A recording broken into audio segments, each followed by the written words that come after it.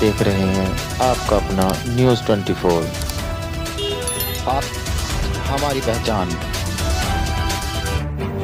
जैसे कि आप सभी को पता है, उत्तराखंड बार काउंसिल के चुनाव दिनांक 17 फरवरी 2026 को होने जा रहे हैं। उसी क्रम में हमारे साथ में है सीनियर अभिवक्ता राकेश गुप्ता जी, जिनका एसआर नंबर है 68।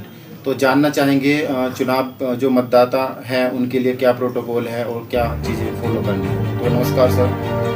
धन्यवाद। मैं सबसे पहले तो आपके चैनल का धन्यवाद करता हूँ कि आपने मौका दिया और ये जागरूकता जो सभी अधिवक्ता देखेंगे तो उनको पता होना चाहिए, क्योंकि 2018 में चुनाव हुआ, 2018 के बाद अब चुनाव हो रहे हैं।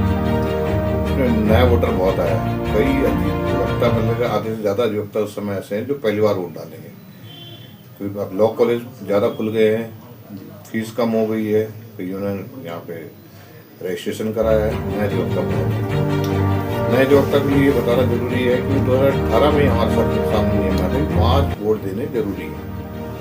5 वोट अगर कोई कम देता था वोट तो उसका इनवैलिड हो जाता था, और 25 वोट पहले दिए जाते थे, 20 वोट, अब सीट हो गई 25। तो अब 25 वोट नहीं देने हैं। 7 सीटें सुप्रीम कोर्ट के आदेश अनुसार 7 सीटें हो गई हैं महिलाओं की, उसमें से 5 तो निर्वाचित होंगी, 2 मनोनीत होंगी, 5 सीटें लड़कियों के लिए, लेडीज के लिए, और 18 सीटें जेंट्स के लिए।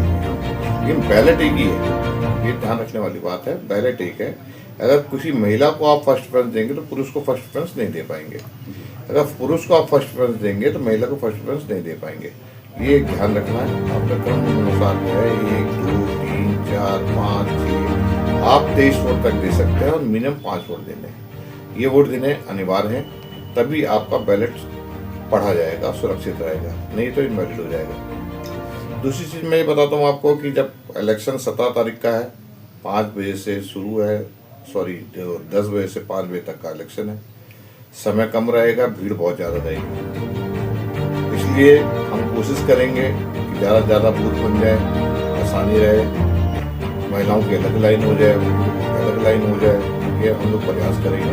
हमारी मीटिंग होगी, हमेशा चीज़ें रखेंगे और चुनाव आराम से हो जाए। चुनाव के लिए आपका आइडेंटिटी कार्ड लाना जरूरी है, रजिस्ट्रेशन सर्टिफिकेट लाना जरूरी है, COP लाना जरूरी है, होना चाहिए। देखो कोई नोट करे या ना करे, लेकिन आइडेंटिटी कार्ड तो आपके पास होना जरूरी है, और रजिस्ट्रेशन सर्टिफिकेट होना जरूरी है।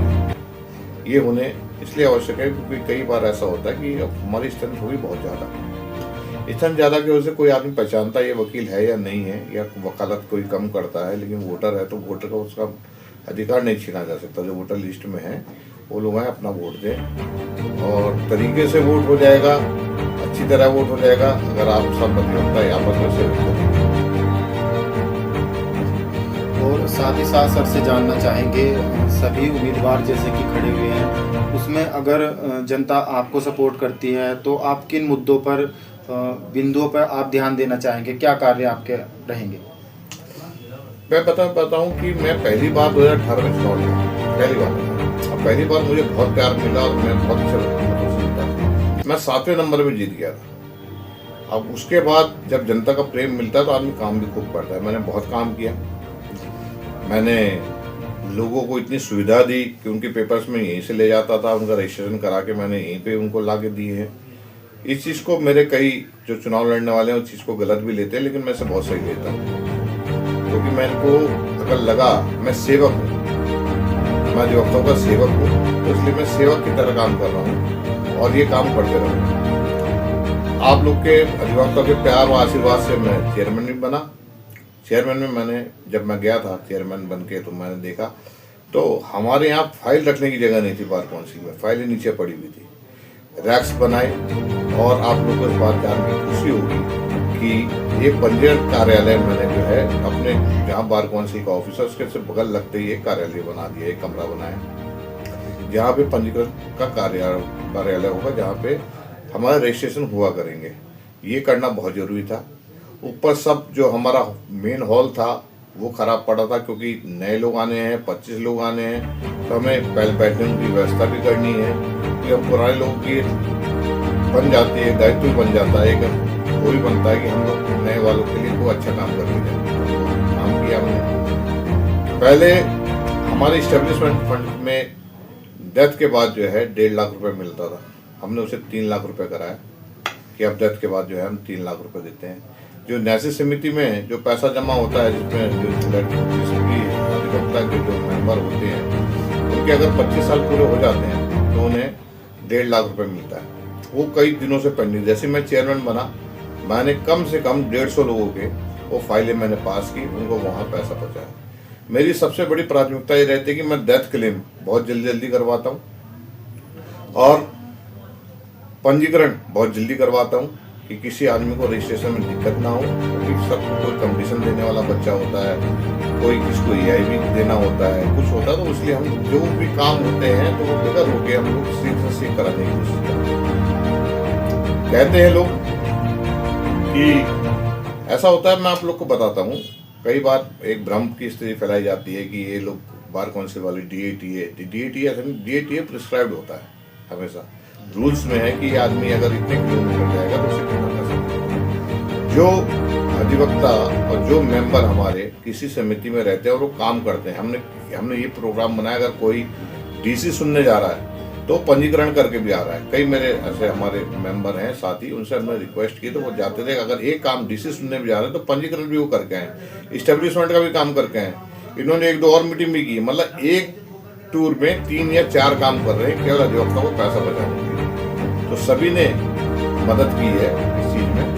और जो भ्रम की स्थिति फैलाई जाती है कि उन्होंने साफ खुला चैलेंज करता हूँ कि आप सूचना का अधिकार है, पढ़े लिखे और अपने कार्य करने की शैली होती है, कहीं को ठीक रहती है, किसी को गलत लगती है, लेकिन जितने भी हमारे मेंबर हैं सब ने आप बहुत अच्छा काम किया है, आगे भी अच्छा काम करेंगे। जिन्होंने काम नहीं किया उनको देखेंगे, चुनाव है, काम करने वाले को मिलते हैं, काम करने वाले को ना काम करने वाले को नहीं मिलते।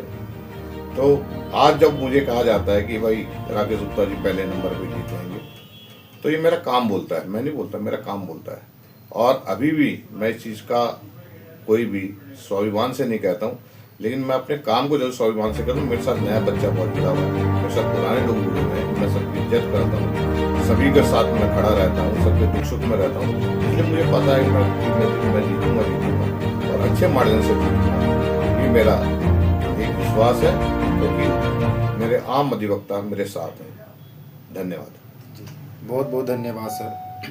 जैसे कि सर ने बताया, बहुत महत्वपूर्ण बिंदुओं पे चर्चा हुई और काफ़ी समय से सर की सेवा रही बार काउंसिल के लिए, और सभी अभिवक्ताओं से हमारा भी अनुरोध रहेगा, जैसे सर ने पूरा प्रोसेस बताया, क्या प्रोटोकॉल आपको फॉलो करने हैं, कौन कौन से दस्तावेज लाने हैं, ज़्यादा से ज़्यादा आप मतदान को सफल बनाएं। और जो सेवा भाव सर का रहा है, और हम भी अपने चैनल के माध्यम से शुभकामनाएँ देते हैं सर को, और आगे भी ये मौका मिले। जुड़े रहिए हमारे चैनल के साथ।